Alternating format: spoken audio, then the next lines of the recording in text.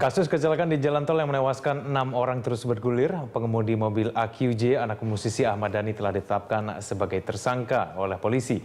Untuk membahas hal ini di studio telah hadir pengamat hukum pidana Hairul Huda dan juga Wadir Lantas Polda Metro Jaya AKBP Sambodo Purnomo. Selamat malam. Mas Hairul, selamat malam Pak Sambodo. Oke, kita masih membahas mengenai kecelakaan yang menimpa putra dari Ahmad Dhani. Pertanyaan saya, ini tidak terburu-buru. Kepolisian menetapkan tersangka kepada AQJ padahal belum diperiksa Ahmad Dhani, keluarganya dan segala macam. Iya, di dalam penanganan suatu kecelakaan lalu lintas kan memang ketika kita menentukan tersangka, kita akan melihat faktor utama penyebab timbulnya kecelakaan lalu lintas tersebut.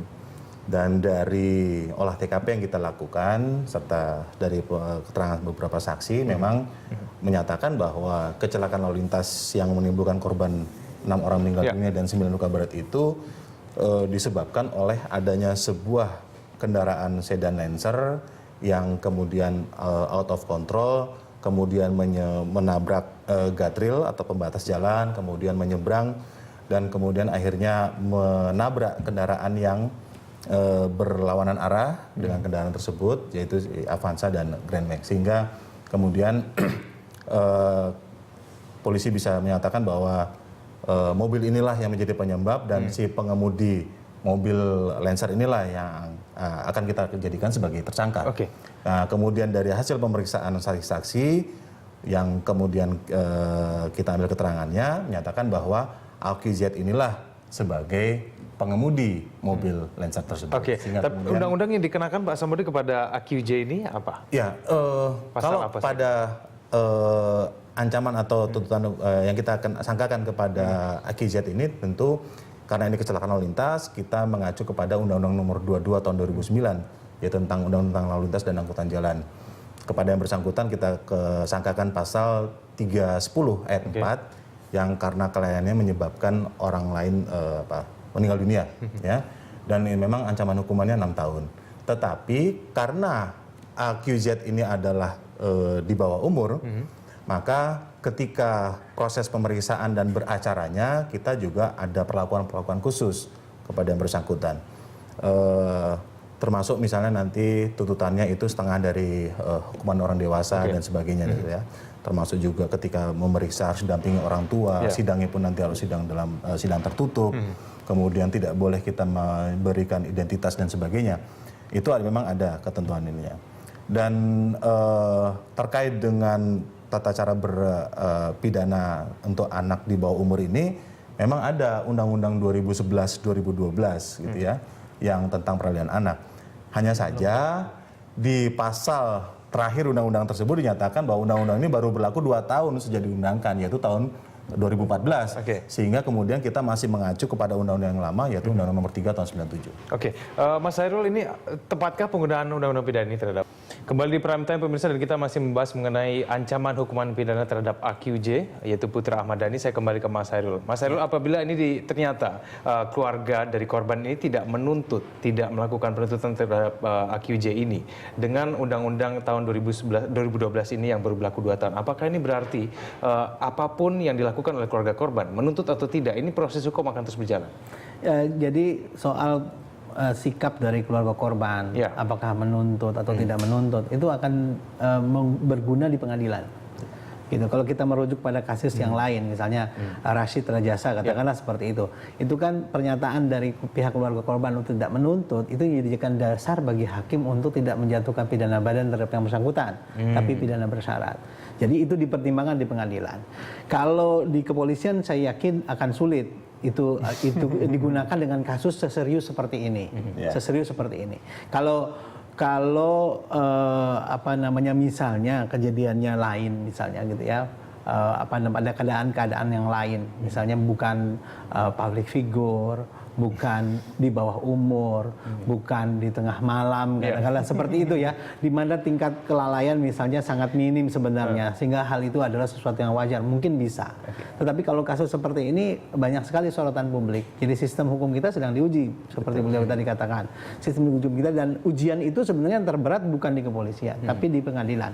Dapatkah pengadilan bisa menjatuhkan vonis yang sesuai dengan rasa keadilan masyarakat? Sesuai dengan rasa keadilan masyarakat itu sangat penting. penting, bukan hanya memperhatikan aspek korban, aspek anak ini juga harus diperhatikan.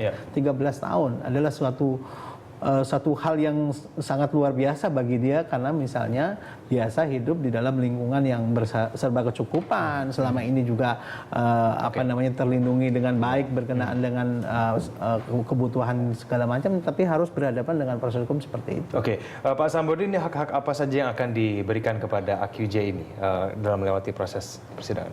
Iya, tadi sedikit saya menambahkan bahwa betul Ahmad Dhani, dan itu kita hargailah, kita apresiasi bahwa dia sudah datangi keluarga korban dan sebagainya gitu ya.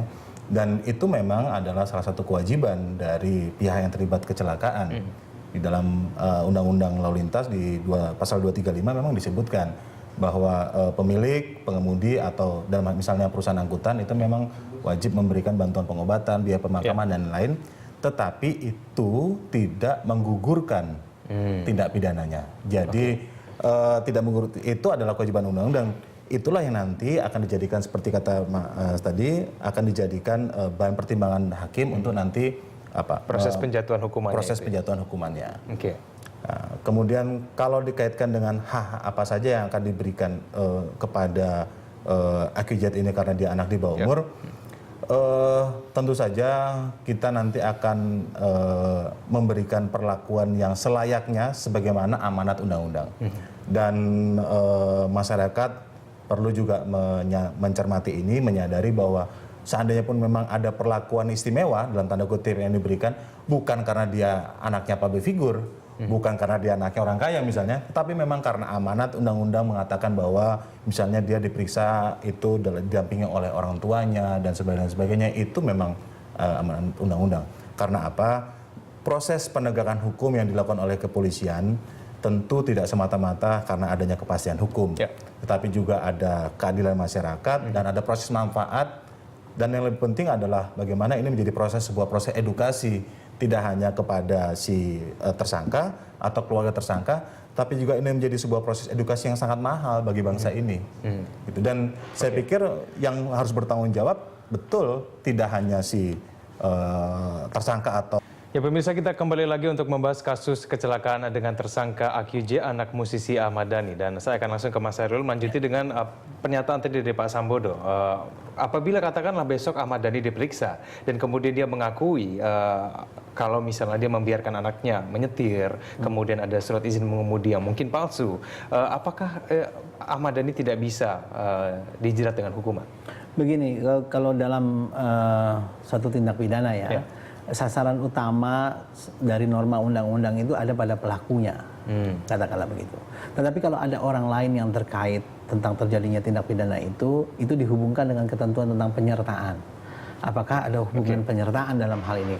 Penyertaan itu ya, apakah ada namanya perbuatan menyuruh melakukan, perbuatan turut serta melakukan, mendorong, atau menganjurkan kan dalam hal ini. Jadi dia memberi izin anaknya latihan mengemudi atau mulai mengemudi, itu tidak serta-merta menyebabkan itu sebagai suatu bentuk penyertaan dari kecelakaan tersebut. Gitu. Jadi yang harus dicari oleh penyidik adalah apakah memang kecelakaan tadi juga ada faktor secara langsung keterlibatan dari orang lain selain dari anak tersebut, katakanlah tersebut. Jadi misalnya pada waktu dia mengemudi diganggu gitu ya, sehingga kemudian konsentrasinya ataupun hilang kendali berkenaan dengan kendaraannya. Nah, yang bersangkutan bisa dikenakan karena dia terlibat langsung berkenaan dengan terjadinya kecelakaan tersebut.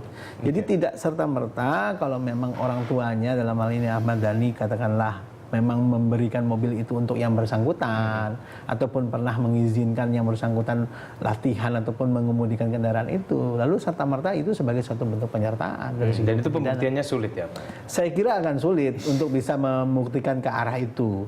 Jadi kalau menurut pendapat saya memang sebaiknya fokus saja bahwa ini sudah ada penetapan tersangka terhadap yang bersangkutan, pasal yang disangkakan juga cukup jelas, unsur-unsurnya mungkin sudah bisa dipenuhi semua berdasarkan alat bukti yang ada. Ya biarlah ini kita bawa proses ini sebagaimana mestinya, baik penyidikan maupun nanti di sidang pengadilan, dan ini yang kita fokuskan berkenaan dengan hal itu. Pak Sambodo, proses penyelidikan sudah sampai di mana? Apakah sudah ada dugaan awal kenapa AQJ bisa sampai melemparkan mobilnya? Ya, memang untuk penyelidikan apa penyebab kemudian kok bisa tiba-tiba Lancer itu bisa terbang begitu, kita baru sampai pada pemeriksaan saksi dan olah TKP. Dan memang dari saksi sampai saat ini sudah 13 orang saksi yang kita 13 saksi yang kita periksa, dan diantaranya memang pengemudi dan supir Avanza itu. Tetapi memang dari beberapa saksi kita periksa itu memang belum ada informasi tentang penyebab tiba-tiba kemudian terjadi seperti itu. Kita juga sudah mengambil rekaman CCTV dari pihak Jasa Marga terkait dengan adanya kecelakaan tersebut, tapi karena memang kejadiannya pada malam hari sehingga tentu perlu gelap, dan mungkin kita juga sudah minta bantuan ahli IT, mungkin ada software khusus yang bisa kemudian membantu untuk kita bisa merekonstruksi. Kembali di dialog kita, pemirsa masih membahas mengenai ancaman pidana bagi Aki J, putra dari Ahmad Dhani. Saya ke Mas Hairul. Mas Hairul, sudah disampaikan tadi Pak Sambodo ada beberapa proses yang harus ditunggu untuk pemeriksaan dan untuk kelanjutan dari kasus ini. Kalau menurut Mas Hairul, apa yang bisa dilakukan untuk saat ini dari kepolisian untuk bisa mengungkap, setidaknya untuk mempercepat dalam pengungkapan kasus ini? Ya, yang paling mungkin bisa dilakukan adalah berkenaan dengan olah TKP. Ya, dan kemudian pemeriksaan terhadap barang bukti, baik pemeriksaan secara mekanis ini juga penting. Jadi mungkin misalnya produsen dari beberapa kendaraan ini bisa diperiksa, terutama adalah Lancer. Karena ini kan terbang katakanlah begitu, melewati pembatas jalan, itu kan juga sesuatu yang tidak mudah dibayangkan secara umum gitu ya. Tetapi mungkin mereka punya teknologi komputer yang bisa menggambarkan itu peristiwa seperti apa. Itu kan sangat membantu dalam hal ini. Mas Hairul, kalau dilihat kan ini ancaman hukumannya maksimal 3 tahun.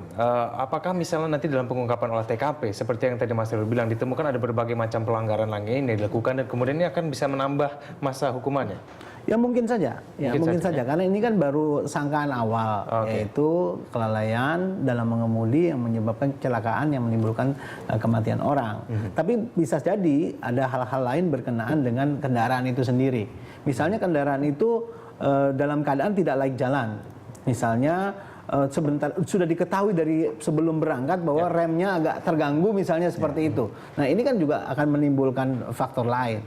Yang namanya kelalaian itu banyak sebabnya.